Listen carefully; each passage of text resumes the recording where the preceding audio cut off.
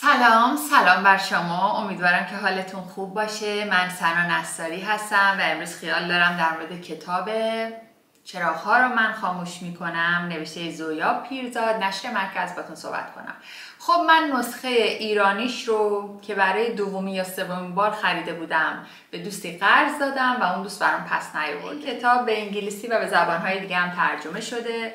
کتاب تو سال 1380 منتشر شد و توجه تمام جامعه ادبی رو به خودش جلب کرد و همینطوری با اقبال عمومی هم مواجه شد، به طوری که من یادم میاد کتاب رو از یکی از دوستانم قرض کرده بودم تو مدرسه تو پیش دانشگاهی و در چند روز مهمون داشتیم و یکی از بچهای مهمونا روی جلد این آب ریخته بود یه مقدار و بعد من خواهرم رو که دانشجوی چمران اهواز بود فرستادم که کتاب رو بگیره. چاپ 16 رسیده بود کتاب و هیچی دردسر شد برای ما. خلاصه حالا سرنوشت اون کتابم جالبه، یعنی من کتاب چاپ 16 رو بالاخره به دوستم دادم و گفتم جلدش اینجوری شده، چاپ اول رو برای خودم نگه داشتم. سال بعد تو جشنواره فیلم‌های اجتماعی آبادان، همون سال خدایا من هنوز آبادان زندگی می‌کردم، تو جشنواره فیلم‌های اجتماعی آبادان خیلی اتفاقی توی لابی هتل کاروانسرا با پوپک گل‌لره گرم گرفتم. خیلی شلوغ بود، قیامت بود و همه کارگردانان، نویسنده ها، یادمه مثلا کیانوش عیاری اونجا بود و همه بودن، خیلی شلوغ بود و خیلی اتفاقی، یعنی واقعا یه جنونی هر دوی ما داشتیم که ما رو به هم نزدیک کرد. بهش گفتم میای بریم آبادان رو بگردیم، ساعت 11 شب بود و گفت بریم. یه چیز عجیبی شد اون شب. رفتیم در خونه ما، این کتاب رو بهش دادم چون در موردش صحبت کردیم و از باوارده گذشتیم و از بریم گذشتیم، از محله شرکت نفتی نشینا گذشتیم و رفتیم کتاب رو بهش دادم و بهش گفتم ببین من دانشگاه سال دیگه تهران قبول میشم و ازت کتاب رو برگردون به من، کتاب رو ازت میگیرم. هرگز باهاش تماس نگرفتم. وقتی رفتم واقعا قبول شدم رفتم تهران، ولی هرگز باهاش تماس نگرفتم. گمونم مثلا یادم رفته بود تا چند سال بعدش که فوت کرد متاسفانه و هم کتاب رفت که رفت، هم پوپک گل‌لره رفت که رفت. اما چراغ‌ها را من خاموش میکنم چرا با همچین اقبالی مواجه شد و چطور کتابی است؟ بذارید باهاتون رو راست باشم. من چند روز پیش یه ویدیو در مورد این کتاب دیدم توی یوتیوب و به نظرم اصلاً تحلیل خوبی نرسید. به همین دلیل به ذهنم رسید که در مورد این کتاب که یکی از بهترین رمان‌های معاصر، بهترین رمان‌های بعد از انقلاب در واقع صحبت کنم. راوی اول شخص هست، شخصی به اسم کلاریس، زنی زیبا، جوان، قد بلند، ارمنی که با خانواده‌اش یعنی همسرش آرتوش، 2 دختر دوقلوش و یک پسرش زندگی میکنن توی محله بوارده که محله شرکت نفتی نشین هست. ما داستان رو از نگاه کلاریس میبینیم، نگاه تیزبین، جزئی نگر، با دقت کلاریس. اصلا شروع داستان صحنه اومدن بچه ها از مدرسه رو توصیف میکنه که کلاریس در حینی که داره کارا رو توی آشپزخونه انجام میده صدای قیژ در فلزی رو میشنوه و بعد صدای قدم های بچه ها توی اون راه رو رسیدنشون به در خونه. خب نه تنها از نگاه تیزبین کلاریس داریم داستان رو میبینیم، بلکه از فیلتر ذهنی اون هم داریم همه وقایع رو میبینیم. کلاریس زندگی معمولی و اون چی که در نظر جامعه زندگی خوشبخت گفته میشه رو داره زیست میکنه. با اومدن خانواده‌ای و ساکن شدنشون در خونه روبروی اینها که برای مدت خالی مونده بود، همه چیز دستخوش بحران میشه. اون خانواده شامل امیل، مردی جوان و زن مرده هست، دخترش امیلی، دختری زیبا، نوجوان و کمی شرور، و مادر بزرگ امیلی یعنی مادر امیل که زنی عبوس، عجیب، خانم هاویشانوار هست. من نمیدونم اصلا گفتم که بریم و باوارده توی آبادانه؟ آره دیگه گفتم جشنواره فیلم‌های اجتماعی آبادان. خب این داستان در آبادان اتفاق میفته که از قضا زادگاه خانم زویا پیرزاد هم هست. اما قصه چیه؟ کلاریس توی زندگی شخصیش احساس ناکافی بودن، حتی احساس نامرئی بودن میکنه. رفته رفته در میابه که با امیل گفتگوهای مشترک بسیار داره و انگار علایق بسیار، گفتگوی مشترک و حتی کشش داره به امیل. برای مخاطب این احساس که یک احساس گنگ و یک طرفه است از طرف کلاریس به امیل، با پرده برداشتن از عاطفه امیل نسبت به شخص دیگه‌ای بلاک میشه. اما ببینید عنوان کتاب به انگلیسی هم هست Things We Left Unsaid. آنچه به زبان نیاوردیم، آنچه ناگفته ماند. این داستان در مجموع هم داستان سطرهای نانوشته است، داستان فضای سفید لابلای سطرهاست که نویسنده به مخاطب، یعنی به هوش مخاطب اعتماد کرده توی این نوشتن. و البته کتاب‌های خوب هم کتاب‌هایی هستن که همه چیز رو بیان نکنن و چیزی برای کشف مخاطب باقی بگذارن، هرچند کشف خیلی بزرگی هم نیست و نشانه‌ها خیلی واضح هست توی این کتاب. توی دهه 80 نوشته شده، داره روایت چند دهه پیش از انقلاب رو میکنه، 1 دهه 2 دهه پیش از انقلاب رو گمونم میکنه.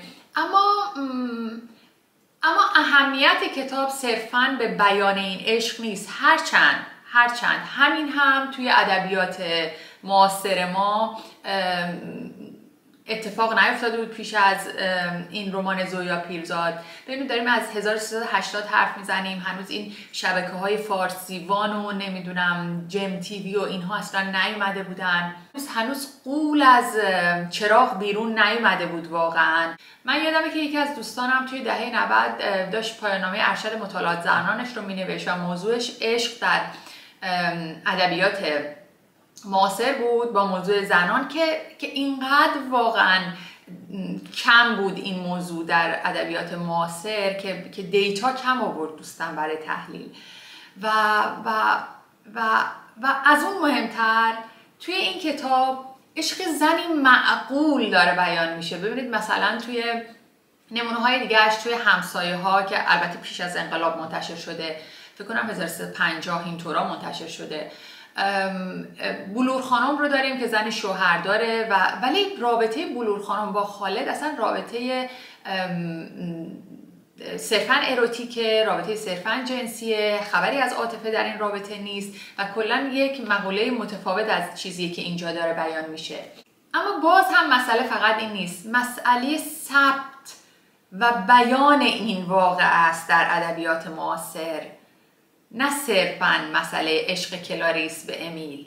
من یادم وقتی این کتاب در اومد خیلی از مجله ها و روزنامه ها ویژه‌نامه در آوردن و یک پرونده ادبی در آوردن در مورد این کتاب.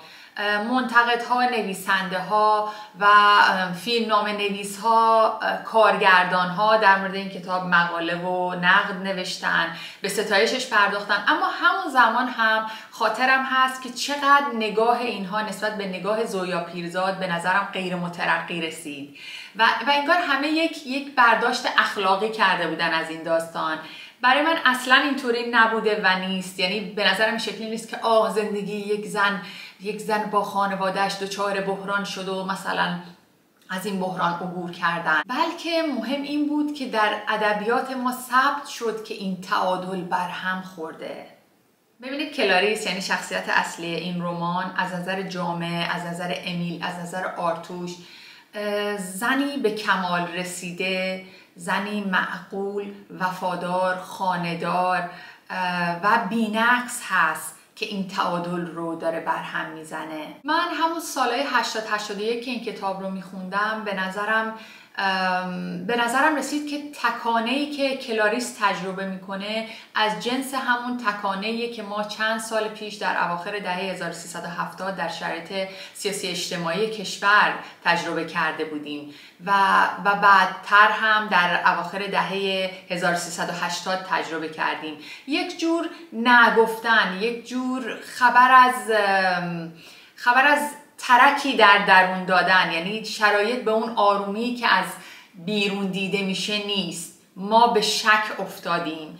برای من یک جور فراتر رفتن، یک جور چیزی فراتر از حقی که به ما داده شده رو خواستن بود، نه صرفا یک داستان عاشقانه. زویا پیرزاد با نوشتن 2 مجموعه داستان و انتشارشون تو دهه 1370 خودش رو به عنوان یک نویسنده با تجربه تثبیت کرده بود و زمانی هم که اولین رمانش یعنی چراغ‌ها رو منتشر کرد دیگه به پختگی رسیده بود حقیقتاً.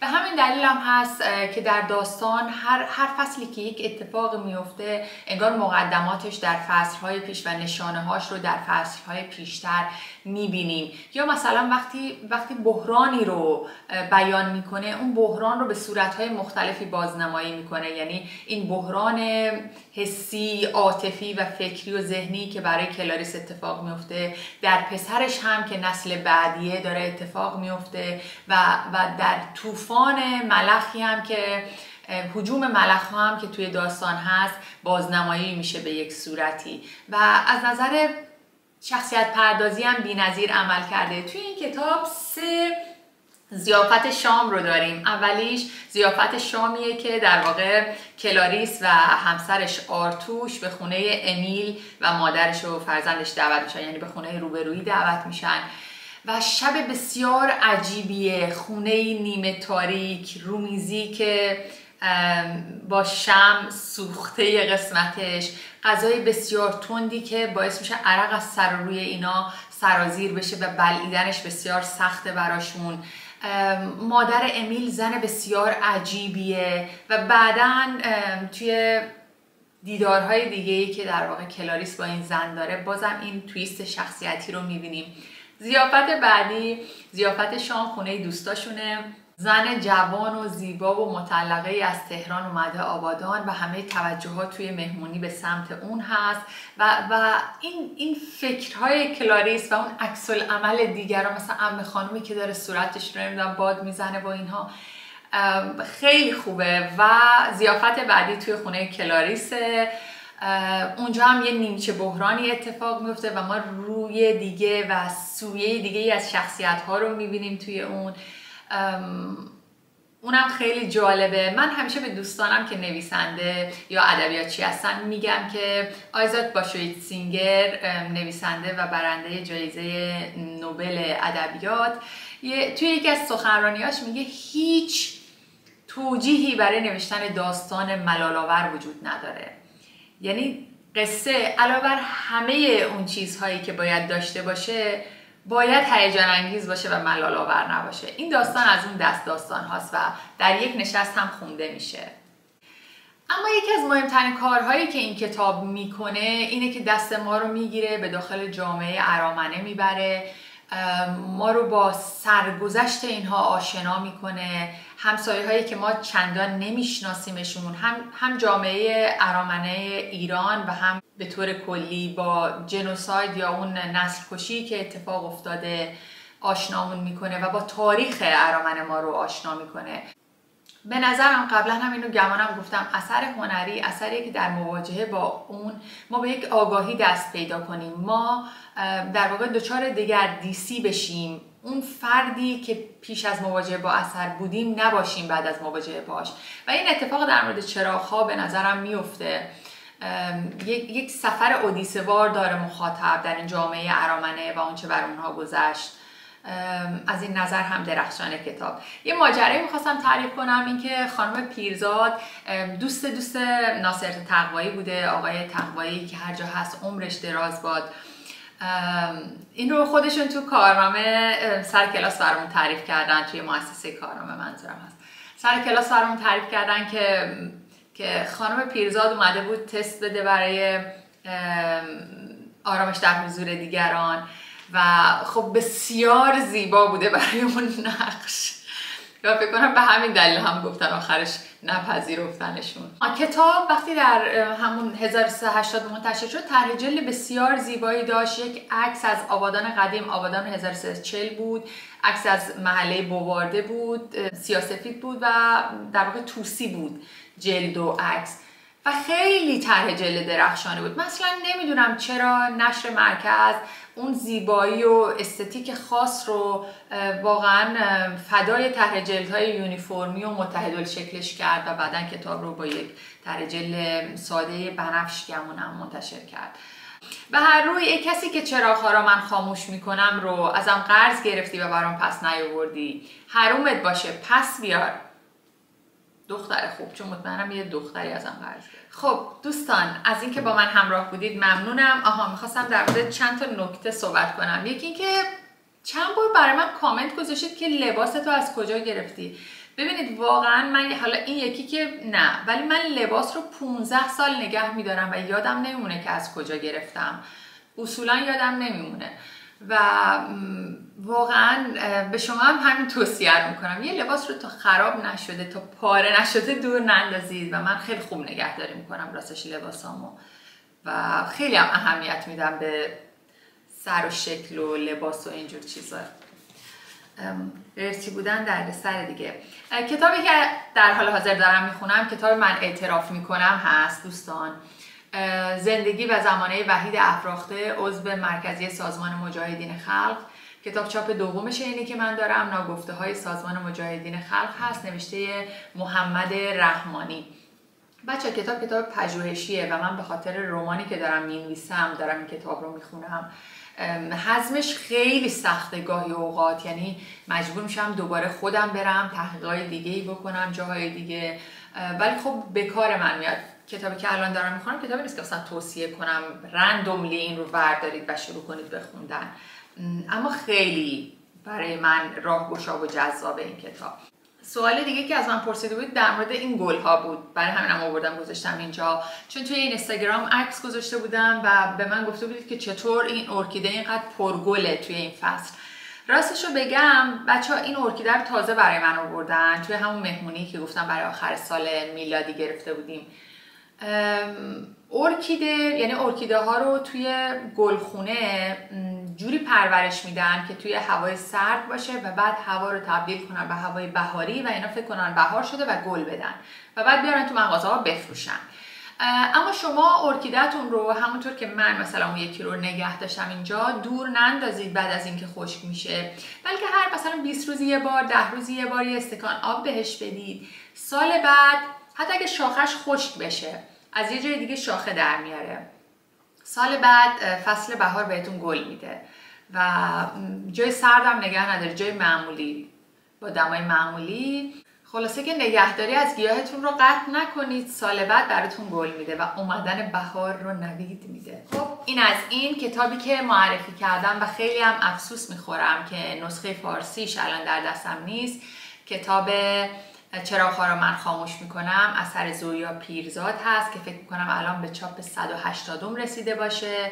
جایی خونده بودم شایدم بیشتر و خوندنش رو 100% توصیه میکنم. کتاب 200 خورده 300 صفحه است، خوندنش بسیار روانه و امیدوارم از خوندنش لذت ببرید.